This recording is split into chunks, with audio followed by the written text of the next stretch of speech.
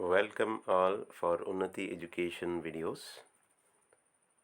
So in first PU topic, we are in the first unit, that is physical world.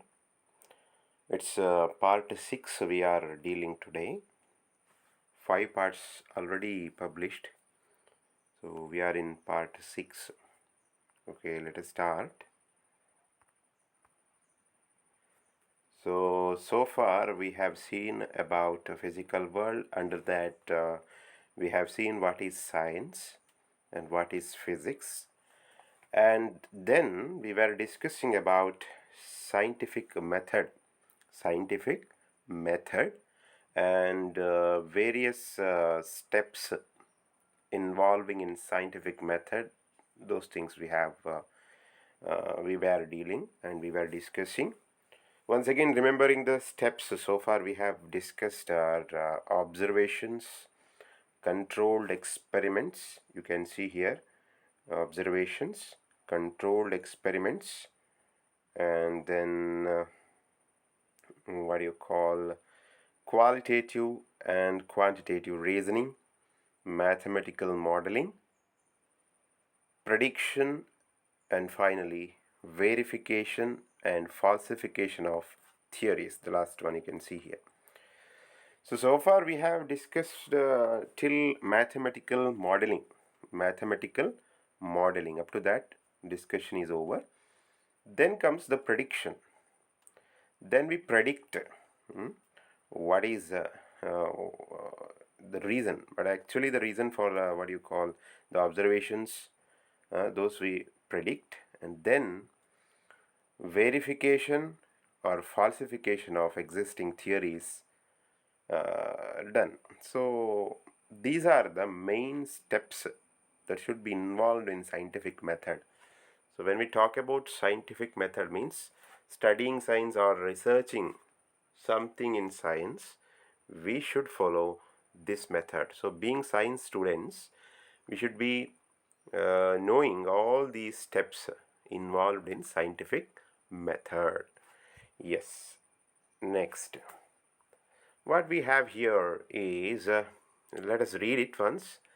There is no final theory in science and no unquestioned authority in science. So when we talk about science, there is no final theory. There will be a theory which will be formed at a particular era, particular time. By some study, it will be formed, and later on, it may be modified after some more inventions. That theory may be modified, or someone may say it is wrong, the theory itself is false. So that is why it is said that there is no final theory. There is no final theory in science, no unquestioned authority in science. So under that, some points, important things are given. Let us read those. Observations and experiments need theories to support them. Okay. Sometimes the existing theory is unable to explain the new observations. Hence, either new theories are formed or modification is done in the existing theory. That is what I explained already. For example, to explain different phenomena in light, theories are changed. As an example, one example is given here. To explain different phenomena in light, theories are changed. How theories are changed? Let us see. Light. Different phenomena will be occurring when we discuss about light. So, in order to understand those phenomena, theories are changed. Time to time, theories are changed. To explain bending of light, a new wave theory was formed. Okay. And then to explain photoelectric effect, help of quantum mechanics was also taken. So time to time, modification of light theory is were done. That is what it is said here. Next, in physics, see, in physics, physics is a branch of science, So, in physics, all physical phenomena are explained in terms of a few concepts and laws involving two main points: unification and reduction. Unification and reduction. There are two principal thrusts in physics. See, while explaining some phenomena in physics, those phenomena are explained by two main points, using two main points or ways or methods. They're explained. They are unification and reduction. Just remember those much now. Unification and reduction. So we have to see what is unification and what is reduction now. Yes, the first one, unification. So what exactly it is, here a single phenomena or law is explained by combining two or more concepts or laws. See, single law or single phenomenon explained by combining two or more concepts. Two more concepts. Okay. By combining two concepts, one single phenomenon is explained. One example is given here. You can understand better by using this example. The basic laws of electromagnetic contains all electric and magnetic phenomena. Okay, see, electromagnetic theory or electromagnetic theory was what you call proposed by Maxwell. You will study that in coming classes.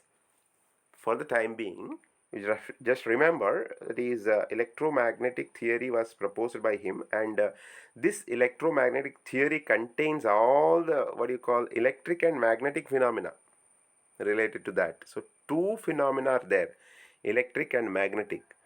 They are combined to give electromagnetic theory or electromagnetic laws. Okay.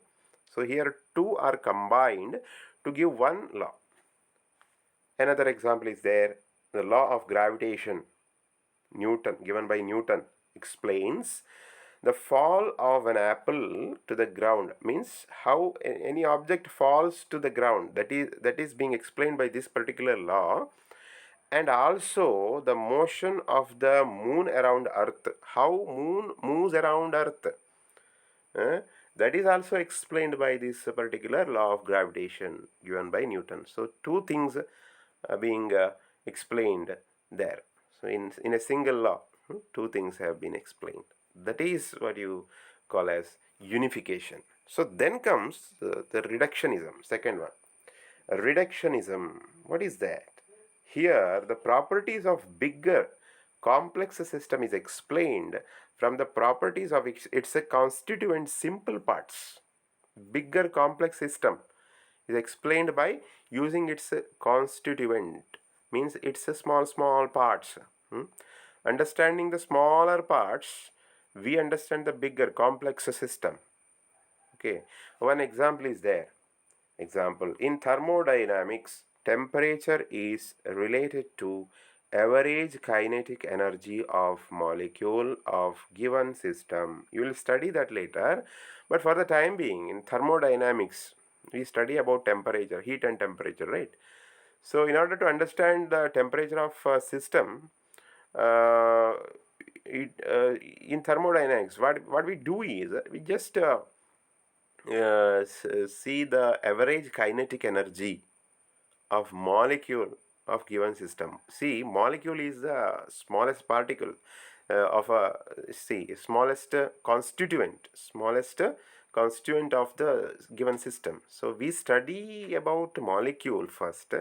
By that we understand the total temperature, or what you call about the temperature of the system. So we study about the constituent first, means the parts, smaller parts of that system first, and by studying the smaller parts, we understand about the whole system. That is what the method is called as reductionism. So two methods we follow in physics to explain laws and phenomena. They are unification and reductionism. Unification and reductionism. Okay, I think you understood about this. Okay.